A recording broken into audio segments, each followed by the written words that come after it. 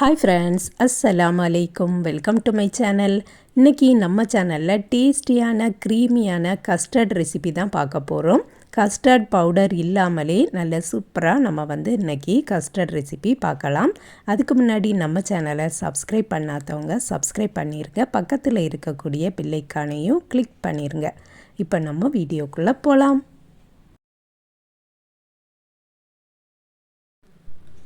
ஒரு பேன் எடுத்திருக்கேன். அதில் 1/4 கப்பு போல் கார்ன்ஃப்ளவர் மாவு சேர்த்துக்கிடலாம். அதாவது 2 டேபிள் ஸ்பூன் கிட்ட நான் சேர்த்துருக்கேன். 1/2 கப்பு தண்ணீரை ஊற்றி கரைச்சி எடுத்துக்கிடலாம். இந்த தண்ணீருக்கு பதில் பால் வேணும்னா கூட நீங்கள் சேர்த்துக்கிடலாம். நான் தண்ணீர் தான் சேர்த்துருக்கேன்.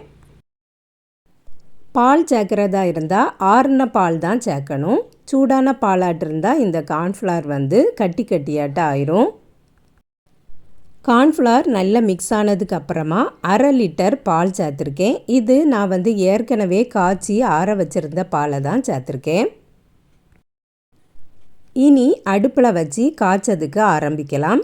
ஒரு கொதி வந்ததுக்கு அப்புறமாவே இது திக்காக ஆரம்பிச்சிரும். ஒருவேளை உங்களுக்கு திக் ஆகலை அப்படின்னா இன்னும் 1 டீஸ்பூன் கூட கார்ன்ஃப்ளவர் மாவை தண்ணீரில் கரைச்சி இதுக்கு கூட சேர்த்துக்கிடலாம்.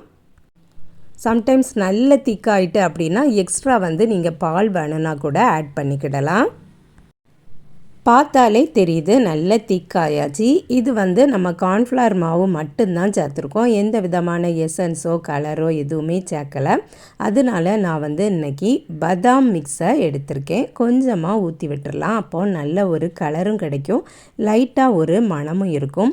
இன்னும் நல்ல மணம் வேணும் அப்படின்னு நீங்கள் நினச்சிங்கன்னா கொஞ்சமாக வெண்ணிலா எசன்ஸ் ஆட் பண்ணிக்கிடலாம்.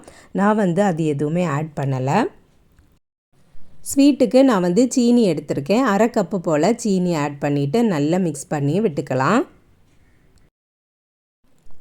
இனிப்பெல்லாம் நல்லா செக் பண்ணி பார்த்துக்கிடுங்க. இன்னும் இதில் நல்ல டேஸ்டியாக வர்றதுக்காக வேண்டி நான் கொஞ்சம் மில்க் மேட் ஆட் பண்ணியிருக்கேன். நீங்கள் மில்க் மேடுக்கு பதில் மில்க் பவுடர் வேணும்னா கூட ஆட் பண்ணலாம். மில்க் மேட் இல்லாட்டாலும் ஒன்றும் பிரச்சனை இல்லை, நல்லா தான் இருக்கும். இந்த கன்சிஸ்டன்சி வந்ததுக்கு அப்புறமா அடுப்பை ஆஃப் பண்ணிடலாம். ஆறுனதுக்கு அப்புறமா தான் நம்ம ஃப்ரூட்ஸ்லாம் போடுவோம். ஆறுனதும் நல்ல திக்காயிரும். நோன்பு நேரங்களில் இஃப்தாருக்கு இந்த மாதிரி டெசர்ட் ஒவ்வொரு நாளும் ஒவ்வொரு விதமாக பண்ணிகிட்டு இருப்போம். சில வீடுகளில் கஸ்டர்ட் பவுடர் இல்லாமல் இருக்கும். என்ன செய்யலாம் அப்படின்ட்டு யோசிச்சுட்டு இருப்பாங்க. கார்ன்ஃப்ளவர் மாவு எல்லா வீட்லேயுமே இருக்கும். அவங்களுக்கு இந்த வீடியோ யூஸ்ஃபுல்லாகிட்டு இருக்கும். இந்த கஸ்டர்டுக்கு நான் எந்த ஃப்ரூட்ஸுமே எடுக்கலை.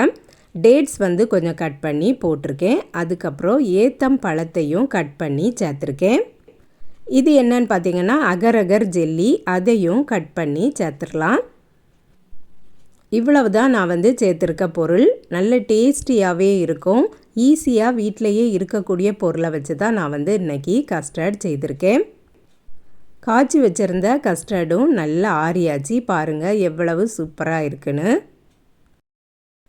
அகரகர் ஜெல்லி வீடியோ நான் ஏற்கனவே அப்லோட் பண்ணியிருக்கேன். ப்ளேலிஸ்ட்டில் இருக்கும், செக் பண்ணி பாருங்கள். இந்த அகரகர் ஜெல்லியும் இந்த கஸ்டர்டில் போடும்போது சாப்பிட்றதுக்கு ரொம்பவுமே டேஸ்டியாக இருக்கும்.